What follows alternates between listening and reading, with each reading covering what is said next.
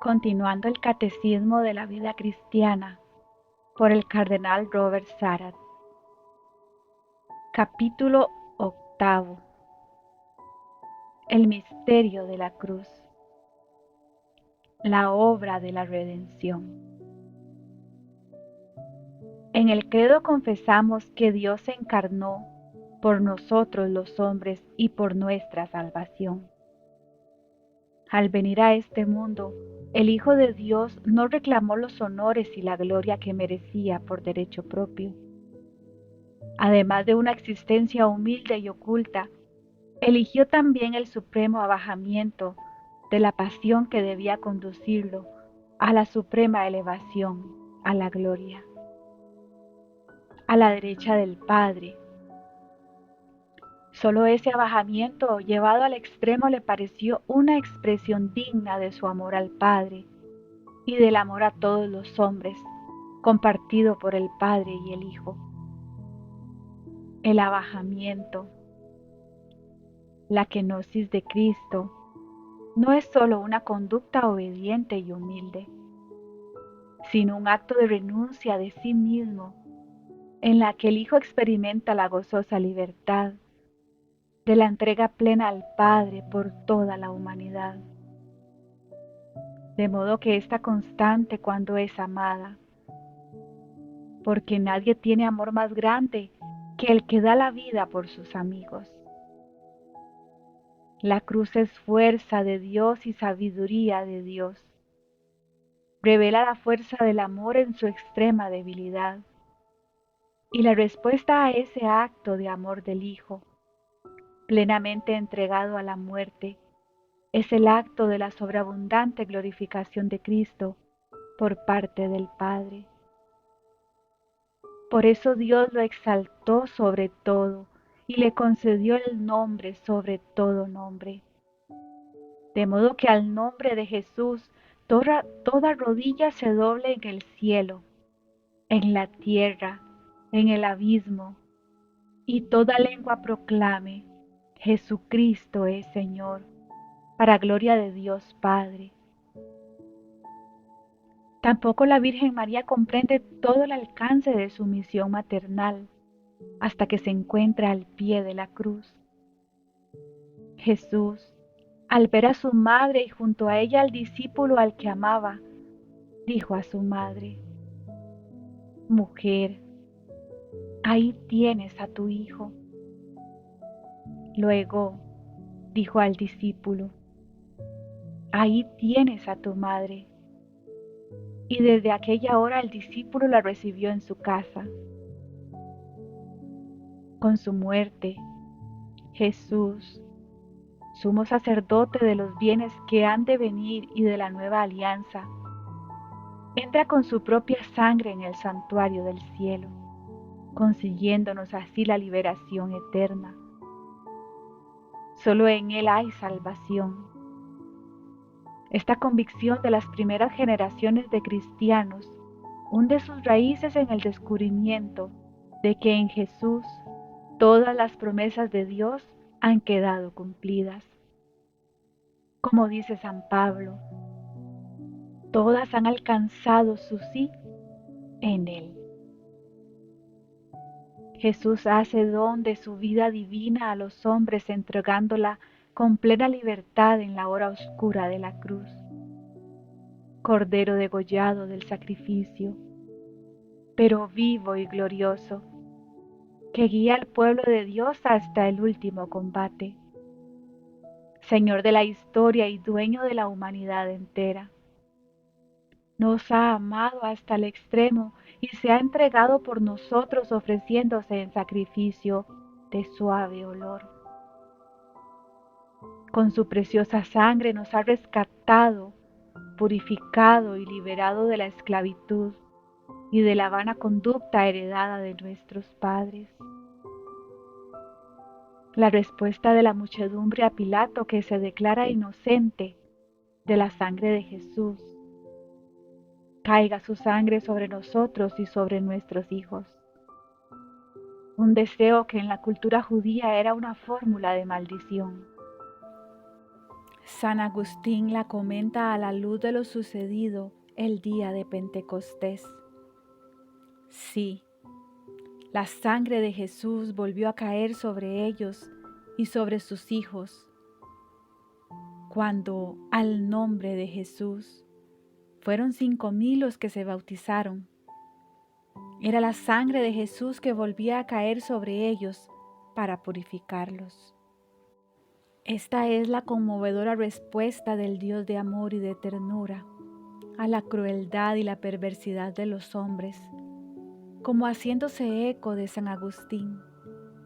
Benedicto XVI comenta este mismo pasaje de San Mateo. En caso de que el pueblo entero hubiera dicho, según Mateo, su sangre caiga sobre nosotros y nuestros hijos, entonces el cristiano recordará que la sangre de Jesús habla una lengua muy distinta de la de Abel. No clama venganza y castigo, sino que es reconciliación. No se derrama contra alguien, sino que es sangre derramada por muchos, por todos. Como dice Pablo, pues todos pecaron y todos están privados de la gloria de Dios. Cristo Jesús, a quien Dios constituyó sacrificio de propiciación mediante la fe en su sangre. De la misma manera que basándose en la fe, se debe leer de modo totalmente nuevo la afirmación de Caifás sobre la necesidad de la muerte de Jesús. También debe hacerse así con las palabras de Mateo sobre la sangre, leídas en la perspectiva de la fe. Significan que todos necesitamos del poder purificador del amor, que esta fuerza está en su sangre. No es maldición, sino redención, salvación. Solo sobre la base de la teología de la Última Cena y de la cruz, que recorre todo el Nuevo Testamento, las palabras de Mateo sobre la sangre adquieren su verdadero sentido. Ante esta inmensa manifestación del amor de Dios por nosotros, la creación entera, maravillada y atónita, no puede sino caer de rodillas para adorar. Cualquier suficiencia humana queda aniquilada. La humanidad de ayer, de hoy y de mañana solo ha sido, es y será lo que realmente debe ser si se adopta esta actitud de contemplación, de adoración, de glorificación y acción de gracias.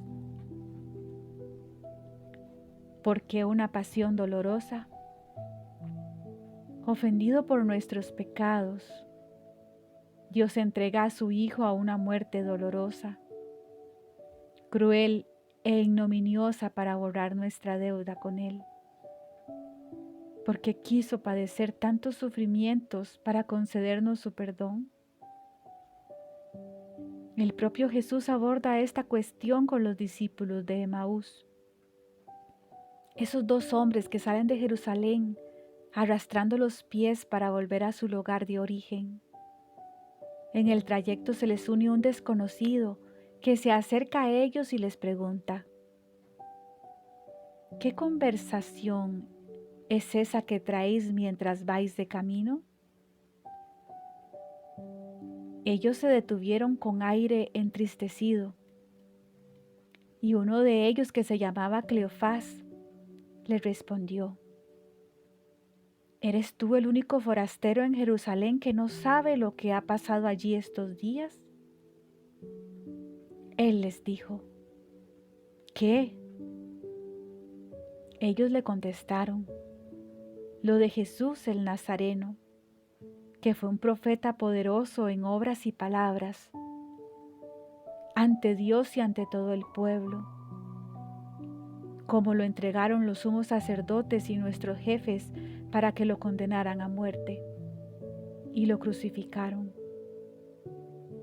Nosotros esperábamos que Él iba a liberar a Israel, pero con todo esto, ya estamos en el tercer día desde que esto sucedió.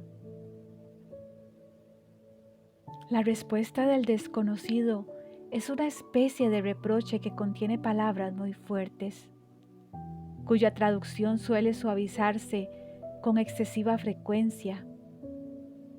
Jesús los llama irracionales, lentos o cortos, estrechos de corazón.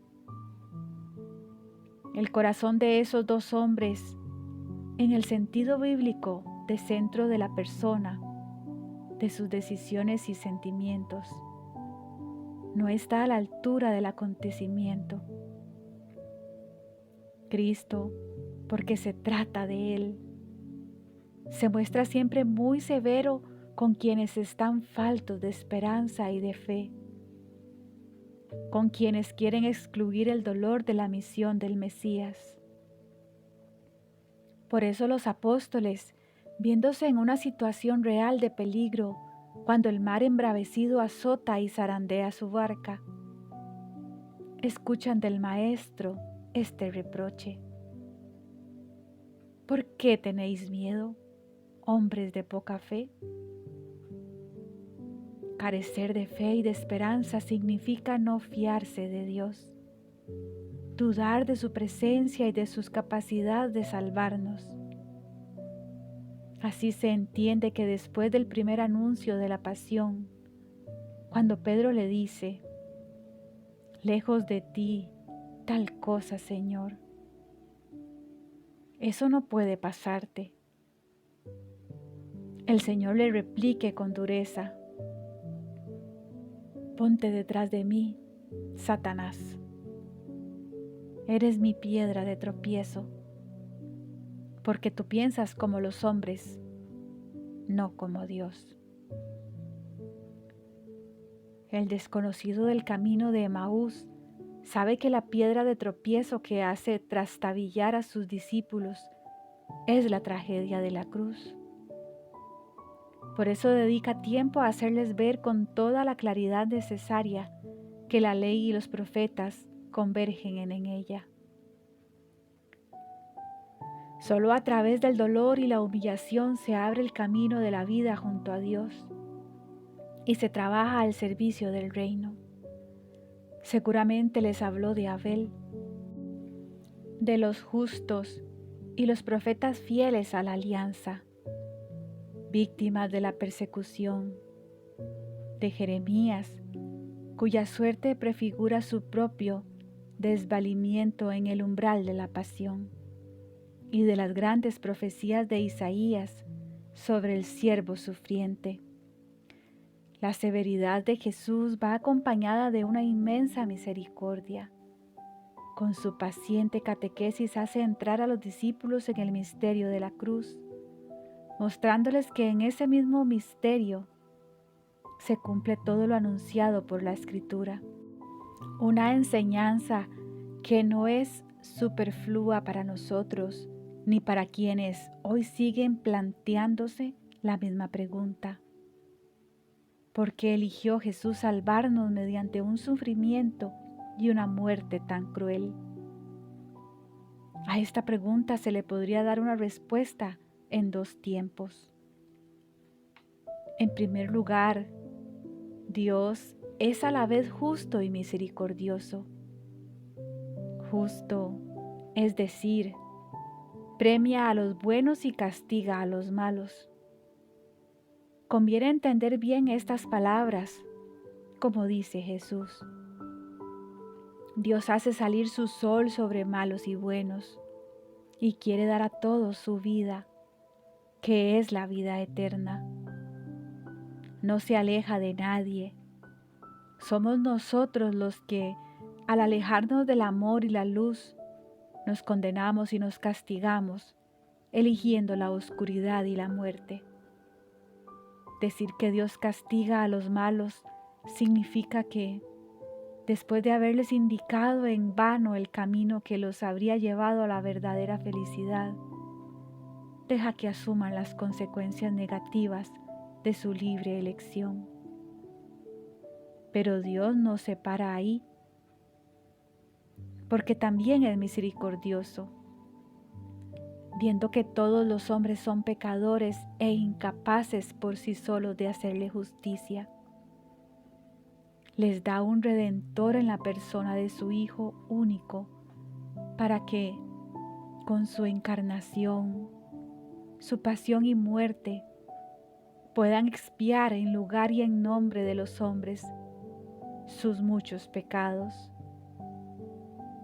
En su lugar, es decir, con una entrega totalmente gratuita e inmerecida. En su nombre, para que sea la propia humanidad pecadora, misteriosamente congregada, representada e incluida en su sacrificio, quien repare en él su pecado. Como dice San Cipriano de Cartago, hablando de la Eucaristía. Puesto que Cristo nos lleva en sí a todos nosotros, ya que hasta llevaba nuestros pecados, vemos que el agua representa al pueblo, mientras que el vino representa la sangre de Cristo. Así pues, cuando en el cáliz se mezcla el agua y el vino, el pueblo se une con Cristo, y la multitud de los creyentes se une y se junta a aquel en quien cree.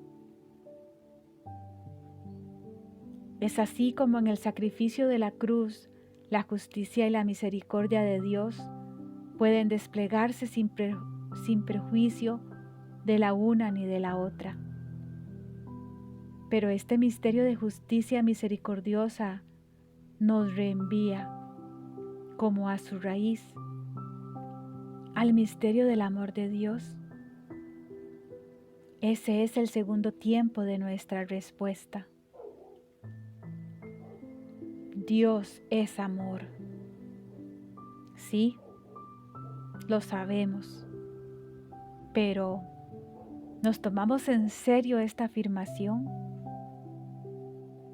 Solo el amor es capaz de explicar que Dios, que no tiene necesidad de nada fuera de sí mismo, creé al mundo y coloqué en él a unos seres hechos a su imagen y semejanza,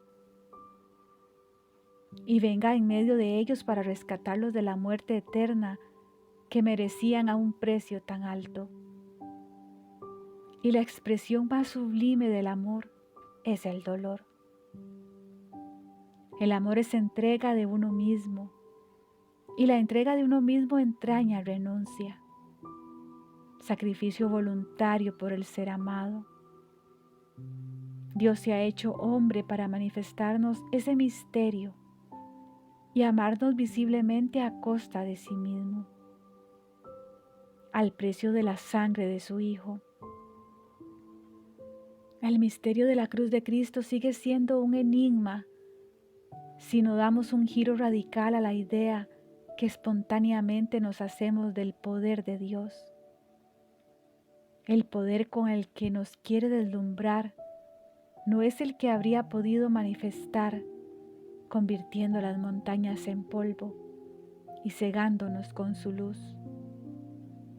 El poder que nos quiere mostrar es el del amor, capaz de obtenerlo todo con el despojamiento de sí mismo. La omnipotencia del Calvario muestra la verdadera naturaleza de la omnipotencia de Dios, del ser eterno e infinito. La impotencia absoluta del hombre, Dios, clavado en una cruz, revela en plenitud, como dice más de una vez San Juan, la gloria de Dios. Dios es amor. Y el rostro desfigurado, ensangrentado, cubierto de escupitajos, de sudor y de sangre de aquel a quien Isaías compara con el cordero mudo llevado al matadero. Es el rostro humano de ese amor. Entonces la existencia humana solo puede tener sentido como respuesta a ese amor. Y se comprenden las lágrimas de Pedro por todos los que obran como enemigos de la cruz de Cristo. Su paradero es la perdición, su Dios, el vientre, su gloria, sus vergüenzas, solo aspiran a cosas terrenas. Dios siempre es fiel a su amor y lo lleva al extremo, porque nadie tiene amor más grande que el que da la vida por sus amigos. Mantiene siempre su palabra y nunca rompe su alianza con nosotros, sea cual sea el precio que haya de pagar. Si sus hijos abandonan mi ley y no siguen mis mandamientos, si profanan mis preceptos y no guardan mis mandatos, castigaré con la vara sus pecados y a latigazos sus culpas, pero no les retiraré mi favor. No violaré mi alianza ni cambiaré mis promesas. Una vez juré por mi santidad no faltar a mi palabra con David. En el Salmo 89 del 31 al 36. En respuesta a ese amor inaudito, adhirámonos a la fe, entrando plenamente nosotros también en el misterio de la cruz. El Señor Jesús extiende sus brazos y se deja crucificar para que nosotros no padezcamos el dolor de vernos eternamente separados de Él. En la cruz el amor triunfa sobre nuestra indiferencia y nuestra rebeldía. Como comenta Paul Evdokimov, la omnipotencia de Dios no se reduce a destruir el mal y la muerte, sino a vencerlos asumiéndolos, dejándose como traspasar por ellos. Dios es amor hasta el punto de querer asumir una carne pasible y mortal en Jesús y de dejarse herir en ella, como si quisiera decirnos que su amor es mayor y más fuerte que todos los golpes de lanza, todas las magulladuras y todas las crucifixiones que podemos infligirle. Qué pequeños somos al lado de Dios. Si queremos verle, hemos de imitar a Zaqueo y subirnos a un árbol, al árbol de la cruz.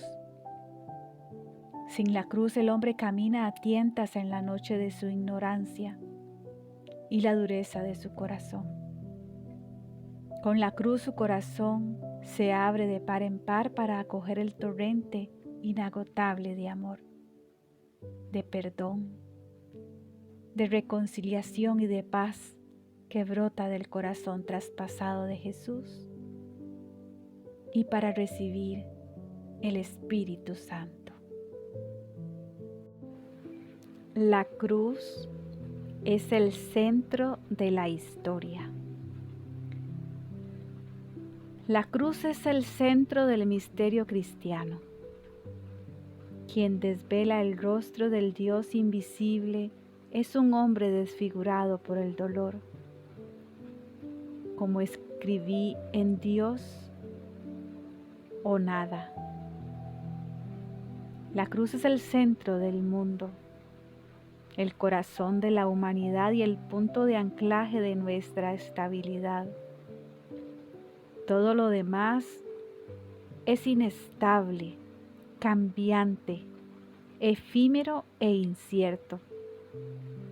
Como dice el hermoso lema de los cartujos, solo la cruz permanece en pie, mientras el mundo gira alrededor. El Calvario es la cima del mundo desde donde podamos verlo todo con otros ojos. los ojos de la fe y del amor, los ojos de un niño, los ojos de Dios. Conviene recordar insistentemente el carácter central del misterio de la cruz, especialmente en el contexto mayoritariamente musulmán de la Iglesia de África, un contexto que va ganando terreno también en Europa, gravemente amenazada por el predominio progresivo del Islam. Según el Corán, la muerte de Jesús no fue real, sino una muerte o una crucifixión aparentes, con el deseo de aniquilar el núcleo duro y específico del cristianismo. El Islam llega a esta afirmación elaborando una demostración basada en algunos textos coránicos, que despoja de su valor a la cruz de nuestro Señor Jesucristo. No obstante, la evidencia cristiana de la cruz es contundente e históricamente irrefutable. La cruz es el centro de todo y el único camino que lleva al hombre al Dios 3 veces santo, que tanto amor nos ha mostrado. La fe en este misterio nos distingue radicalmente de las demás religiones del mundo, y en especial del Islam. En una época en que cierto relativismo religioso y una preocupación demasiado humana por convivir a cualquier precio se inclinan para camuflar las diferencias, hay que recordar, como dice el padre Michel Hayek, que la iglesia y la mezquita no lo comparten todo y que entre una y otra el abismo llega a ser incluso inmenso. No se trata de la misma fe. En la iglesia la fe es la prórroga concedida gratuitamente al espíritu humano para coronar sus esfuerzos en el seno del infinito. Y esos esfuerzos consisten en reproducir el intento de Zaqueo, de superar su estatura para encontrarse con Cristo trepando a un árbol, el de la cruz. Pese a los elementos esenciales relativos a la premisa de la creación y a la vocación eterna del hombre a la felicidad, comunes a ambas religiones, el punto de llegada no es el mismo, porque mientras que el cristianismo sitúa la caridad, el amor, como punto de partida y como meta, el Islam desacredita la noción de amor creador y más aún la de comunión de amor o de efusión íntima de Dios. Esta doble noción de Dios en sí mismo y en sus relaciones con el hombre, tan diferente en la iglesia y en el Islam, sitúa al malentendido como desde el ángulo de la eternidad. Dios, 3 veces Él, por ser comunidad en el amor eterno, y todo Él en el hombre por ser el amor extendido en el tiempo. Ese es el fundamento de todo dogma de la Iglesia y de toda verdadera vida cristiana. Es algo que el Islam no acepta e instalado donde lo dejó Mahoma después de su ascensión nocturna. No osa aventurarse en el incendio divino. La cruz, estandarte del amor de Dios, no es como una mancha arrojada sobre su honor y su gloria, sino su joya más espléndida. Así lo entendían los padres y así lo ensalza San Teodoro el Estudita. Oh don preciosísimo de la cruz, ¿qué aspecto tiene más esplendoroso? No contiene, como el árbol del paraíso, el bien y el mal entremezclados, sino que en él todo es hermoso y atractivo, tanto para la vista como para el paladar. Es un árbol que engendra la vida, sin ocasionar la muerte, que ilumina sin producir sombras.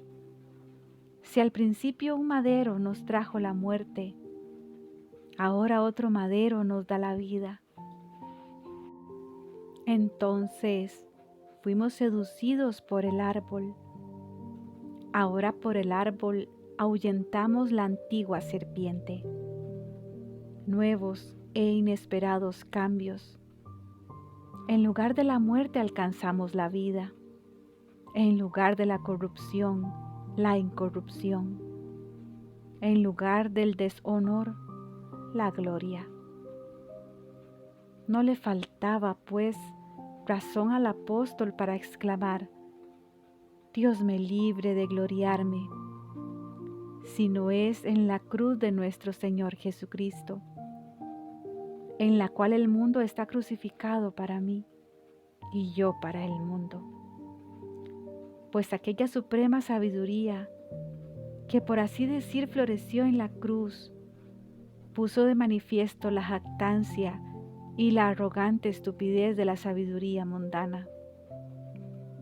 Con la cruz sucumbió la muerte y Adán se vio restituido a la vida. En la cruz se gloriaron todos los apóstoles, en ella se coronaron los mártires y se santificaron los santos. Con la cruz nos revestimos de Cristo y nos despojamos del hombre viejo. Fue la cruz la que nos reunió en un solo rebaño, como ovejas de Cristo, y es la cruz la que nos lleva al aprisco celestial. La cruz es la cima de la humanidad. El camino que Dios quiere recorrer junto al hombre en este mundo es una peregrinación interior que nos lleva al pie de la cruz redentora para en ella nacer a una vida nueva en la libertad de los hijos de Dios. Por el bautismo fuimos sepultados con Él en la muerte, para que, lo mismo que Cristo resucitó de entre los muertos por la gloria del Padre, así también nosotros andemos en una vida nueva. La cruz es vital para la humanidad, para que nuestro mundo cambie, para que el corazón del hombre se llene de amor. Hace falta la cruz.